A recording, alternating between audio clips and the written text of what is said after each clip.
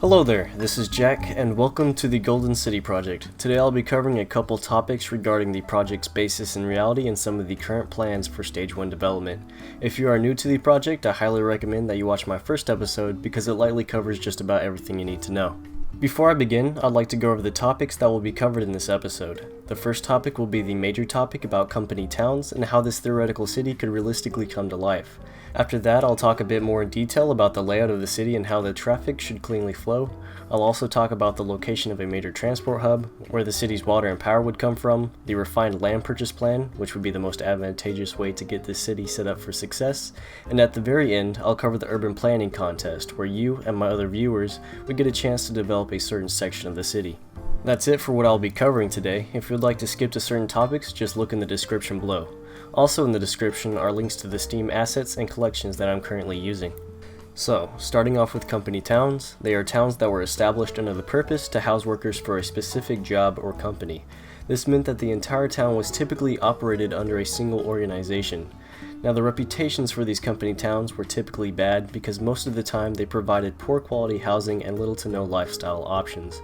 Most company towns were built to support mines, logging sites, and other large manufacturing industries. Many of these company towns failed due to various reasons. The most common and biggest reason for failure was the fact that typically, just about everything in the town was run by that one company.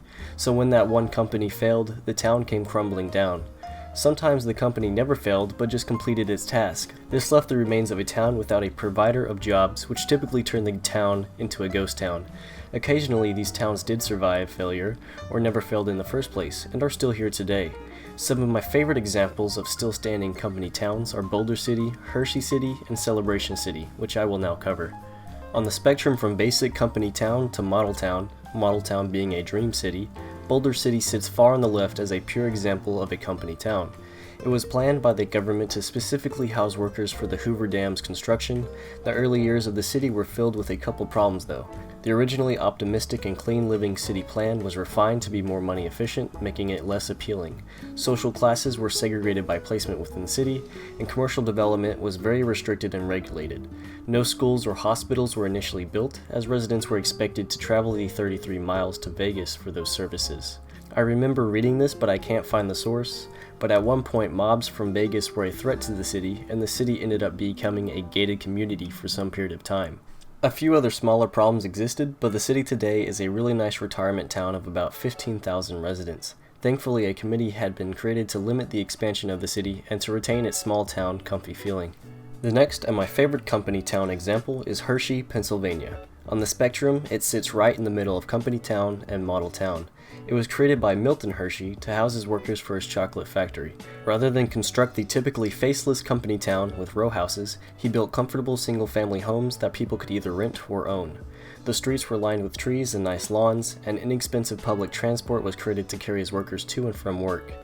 During the Great Depression, he provided jobs by building some monumental structures within the city, such as a stadium, a theater, a hotel, and a community center. Because of that, today the city is a large tourist attraction with 14,000 happy residents. The last example I'll cover is Celebration, Florida. On the spectrum, this sits more on the right as a model town.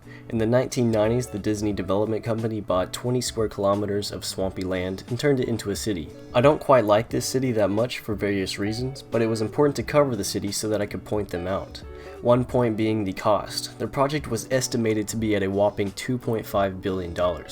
I would like a full report as to why, but I'm going to take a wild guess and say that it was because it was pretty much built on a swamp.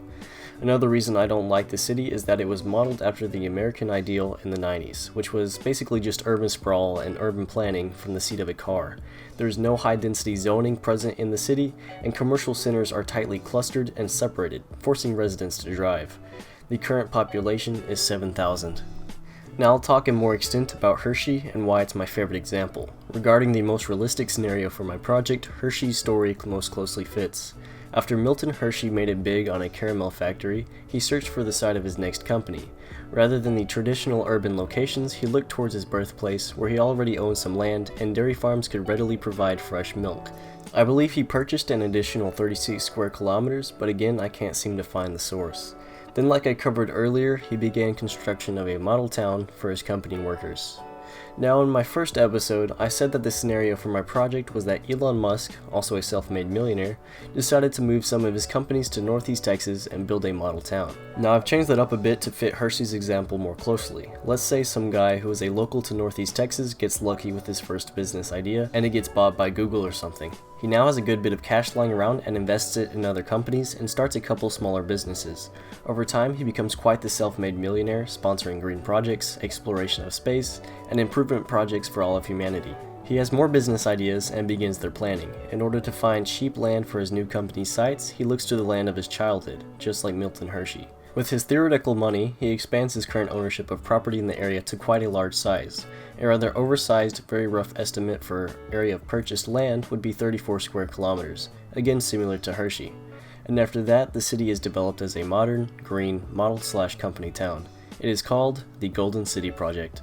That's it for the topic regarding company towns and the theoretical origin of the project. This next topic will be about the project's layout.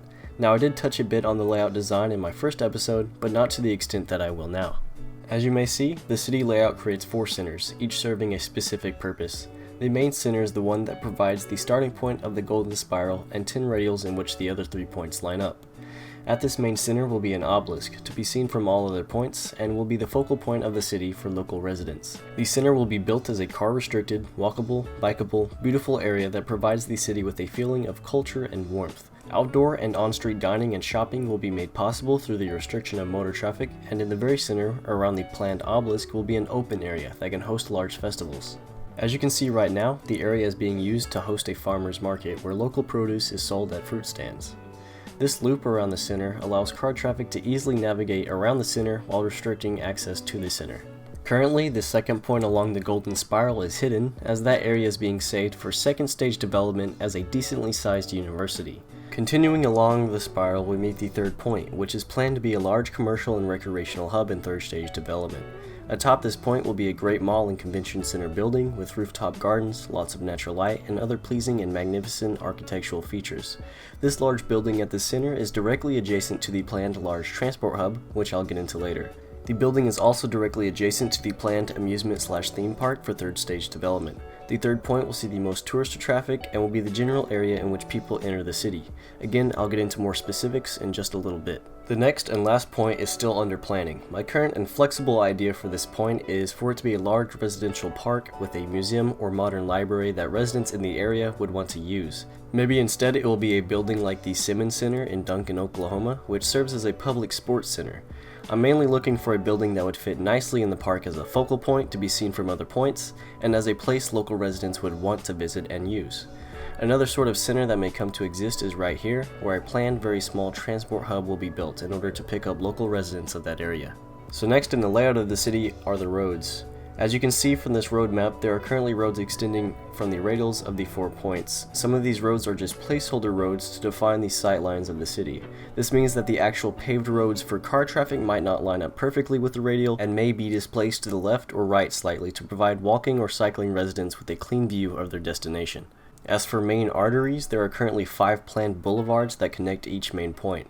Along these boulevards will be high-speed tram lines as well as wide separated cycling infrastructure. Miniature access roads alongside the boulevards will run a building's depth away from the boulevard to limit the amount of intersections on the boulevards. This means that the traffic should flow swiftly and smoothly towards its destination. This also allows small shops and restaurants to be facing the large parkway along the boulevard with car parking out of sight. Of course, trees and other actions will be taken to physically separate the boulevard's car traffic from foot and bike traffic. Next are the collector roads, which will also be lined with trees and separated cycling infrastructure. These roads will be the main roads seen extending out of the radials of the points.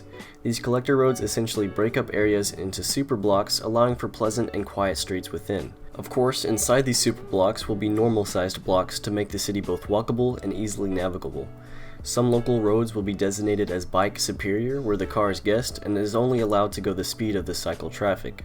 Other local roads within the superblock may have extremely slow speed limits to discourage through traffic and to create a quiet, safe area for residents. With the design of the road to self-enforce the slow speed limit, children could actually play in the street with very reasonable safety. Now, along the Golden Spiral will be a bicycle freeway with walking on either side. Parks and greenery will also run along the spiral and provide a nice commute or recreational route. The spiral will be as uninterrupted as possible to reduce conflict points with motor traffic and to encourage people to exercise. The resulting trail will be ideal for festivals such as marathons, bike festivals, or even parades. As far as freeway motor traffic, plans are complicated, and currently I don't expect the need for one, though the planned location for a freeway will start east from the current Farm to Market Road of 859, break right and run directly into Highway 19, a major north-to-south artery in Van Zandt County, continue across the lake towards the third point, run along this boulevard, and break off either to the south or towards a potential loop around Grand Saline. This planned freeway location essentially runs parallel to Highway 80, the major east-to-west Dallas connection, and provides easy access to the major transport hub, which I will now cover. At this location, you may notice the major transport hub isn't centralized for the current plan, but because the specific area of planned city in the overall area is relatively small, urban sprawl and unchecked growth outside the city's theoretical control may occur, resulting in the general population of the overall area to then shift and centralize on the transport hub. Tram lines, cycling lines, bus routes, the major motor traffic artery, and a major train line all connect here. Also, a planned right-of-way area for the Hyperloop will be maintained. Ideally, people coming into the city via car will park in this protected area and then take the local public transit options to their destinations within the city. Because parking options within the city will be intentionally limited, people will be discouraged from driving directly to their destinations and will instead park at the hub and then take the public transit. Residents leaving the city will have the opportunity to ride their bikes to this hub and then park their bikes in a large protected facility and then either rent a car or ride a train. Bike rentals will also be seen at this hub and in many other locations throughout the city for city guests. As far as local transit options, bus lines will snake out and cover areas that aren't directly reachable by tram. What is planned to be reachable by tram is all the centers and areas along the way. Tram lines will also extend down towards the planned industrial areas near Highway 80, as well as other areas needing the option. Now, the major train line dead ends here because I'm trying to go with the most realistic approach to building it. There's already a major train line that runs alongside Highway 80, located to the south of the city. The major international Amtrak route going to Dallas runs here, and this little planned extension seems to be the most realistic approach to the route connection. Also, this little extension will allow for the planned industrial park to have cargo train access. A crossing over Highway 80 would need to be constructed and would be a pretty hefty cost. Because of the way the terrain is situated, a train overpass seems to be the most likely and inexpensive way to go about building this. The train line will only be partially built because in Stage 1, there is no transport hub or train station for the train line. Now, as far as the Hyperloop goes, which probably won't end up being the vacuum tube idea it is now, is unofficially planned to run through this general area as seen here and in many other concepts. Following this general route makes the most sense as it connects nearly every major coastal city on the way to New York. A narrow slice of open land will be reserved for the Hyperloop, making the option for installation more appealing to Elon Musk. That's it for the layout. Now to go quickly over the city's resources. Starting off, electricity will most likely be provided by a natural gas plant built either below the dam of local Lake Tawakoni or the proposed lake of Carl L. Estes. Again, Carl L. Estes is the lake that the city is essentially built around and that you're currently seeing in-game. Hopefully, because the city is planned to be a green city, it can provide most of its own power via solar roofs. Planned green roofs and green walls, as well as permeable paver parking, will reduce heat absorption and allow for less energy to be needed for air conditioning, something that is heavily used during Texas summers.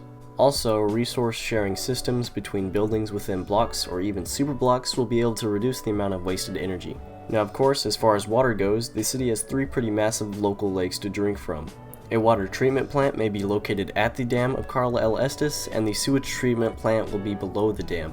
Because electricity, water, and sewage treatment is realistically planned away from the city, showing these areas in-game is not possible, although if heavily requested, I might build representations of what these plants would look like at unplanned locations on-game.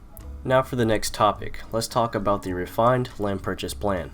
So in this episode, I'll mainly just talk about the boundaries and not the full details of cost, although my estimate is that it would roughly cost about $34 million if I bought 34 square kilometers of land at an average cost of about $4,000 an acre.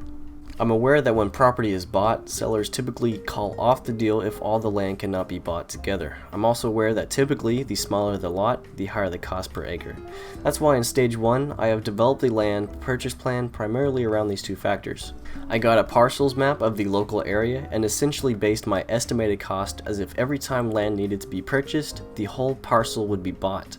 There are 3 to 4 areas of small lot divisions that could potentially run up costs, but they are rather small as a whole and no real costly development has taken place in those areas.